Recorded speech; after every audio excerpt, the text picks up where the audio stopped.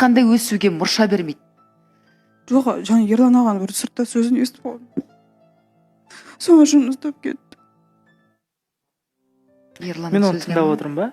Қарашы маған. Жоқ, сыртқа шығып, андай Расулға дұрыс, молодец, тоқтатқан, мен де солай жасайтын едім.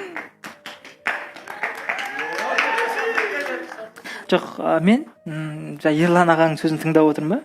Мен жоқ, тыңдасам қайтып келетін бедім жерге. Қарашы маған.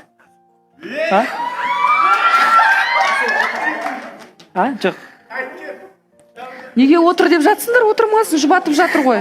Қасында отыр дейсіңдер ма? Жоқ, тұра бер, нормально, ыңғайлы. Жоқ, қарашы, мен егер Ерлан ағаның айтқанын тыңдасам, мен келетін бедім осы жерге сұрақ жауап берші. Келмейтін едім, Бұл жерде енді көзің жетіп тұрған шығар, сырттан болған әңгімелер маған бір әсер етпейтін. Так что, жылама. Аружан, таныстыққа қайтадан ұсыныс, мүмкіндік беріп сұрап жатыр.